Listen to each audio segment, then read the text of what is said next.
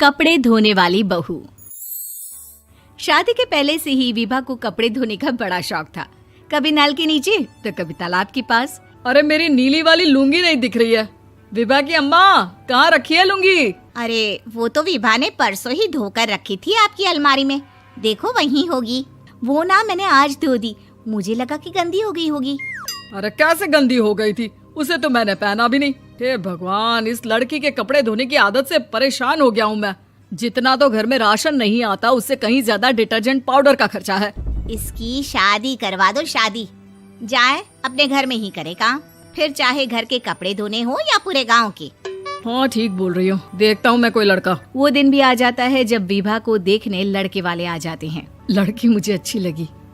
होने वाली सास कहती है, बेटी अगर कुछ पूछना है तो पूछ लो। वैसे तो हमारी लड़की बहुत ही शर्मीली है, जो बोल दो वो मान लेती है, इसे क्या पूछना होगा। अरे कैसी बात कर रही हो माँ, मुझे इन लोगों के घर रहना है, सवाल तो कई है। हाँ हाँ बेटा, पूछ लो ना, क्या पूछना है। आप लोगों के घर कपड़े कौन धोता है? सास का मुंह बन जाता है। देखो, अगर तुम ये कहना चाहती हो कि तुम्हें कपड़े धोने नहीं आते तो सुन लो, कपड़े मैं ही धोती हूँ, लेकिन तुम्हारे आ जाने के बाद मैं रुमाल तक नहीं धोऊंगी। अरे चुप रहना भाग्यवान, बहू बेचारी घर आई नहीं, उसे डराना शुरू कर दिया। वो क्या है ना बिटिया, अभी तक तो ये कल्लू की माँ ही धोती थी, लेकिन अब तुम्हारे पापा तो दहेज में वॉशिंग मशीन देंगे ही। तभी विभा की माँ बोल पड़ती है, सवाल भी पूछा तो क्या। वैसे भाई साहब, मशीन की तो फिर भी कपड़े धोने की कैपेसिटी होती है। मतलब जो बिटिया दे रहे हैं ना विभा, इसे कपड़े धोने का बहुत शौक है। ये आप लोगों के क्या, आस पड़ोस गांव मोहल्ले सबके कपड़े धो दे और उफ तक ना करे। बाहर देखा नहीं आपने कितने कपड़े सूख रहे हैं?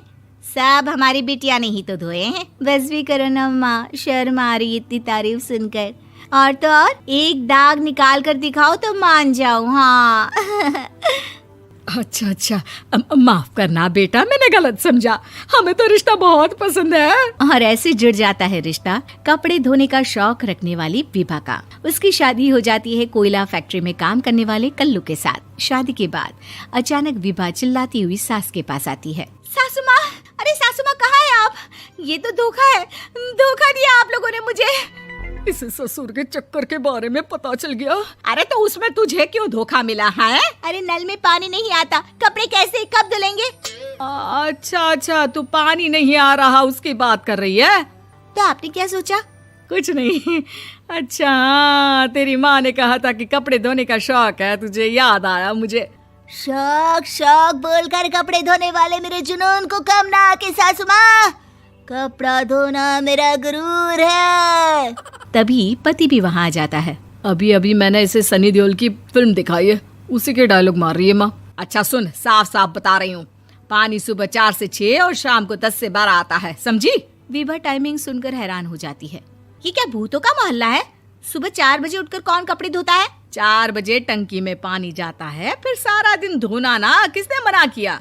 अरे कैसी बात कर रही हैं? 200 लीटर की टंकी में कितने कपड़े धो लूंगी मैं? सुबह ही उठ जाऊंगी मैं। अब क्या था, विभा सुबह 4 से लेकर रात के 12 बजे तक कपड़े ही धोती रहती। एक रोज सास पड़ोस से निकलकर कहीं जा रही होती है कि साथ वाली कहती है, हाँ कल्लू की माँ, जरा ये बताओ कि 2 साड़ी है, 2 ब्लाउज और एक पेटीकोट और एक नाड़े वाला लंबा कच्छा।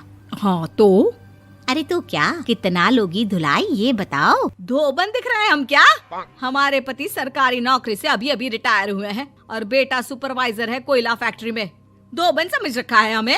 हाय रे कल्लू की अम्मा, माफ कर दो, वो तो मोहल्ले में यही सब बता रहे थे कि तुमने बहू को कपड़ा धुलवाने के काम में लगा दिया है। सास को पड़ोसन की बात सुनकर गुस्सा आ जाता है। वो घर पहुंचती है जहां घर के बाहर ही इतने सारे कपड़े सूख रहे होते हैं जितने कि किसी धोबन के घर पर। अरे ओ कल्लू की दुल्हन, बाहर निकल।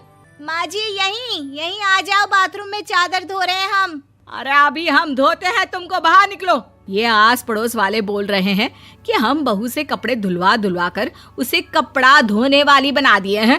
अरे छोड़ो ना माँ जी, किन लोगों की बातों में आती हो? आस पास के लोगों का तो काम ही होता है कि वो किसी तरह सास बहू को लड़ा दे। बहू सारे घर के कपड़े धोती है, ये क्या कम है? बोलिए। सास को भी लग जाता है कि वो बहू का ये सनकीपन नहीं छुड़वा सकती, इससे अच्छा है कि खुद ही चुप हो जाए। एक रोज सास और बहू मंदिर जाते हैं, जहाँ सास की साड़ी वहाँ खड़ी भीख मांगने वाली से मिलती है। माँ जी क्या बात है, आपकी साड़ी उस भिखारन से कितनी मिल रही है ना? हाँ हाँ देखो तो, दोनों की साड़ी मिल रही है। क्या बात है कल्लू की अम्मा, तुम खुद को तो अफसर की बीवी बताती हो और ऐसी सिंपल सी प्लेन साड़ी पहनकर घूमती हो।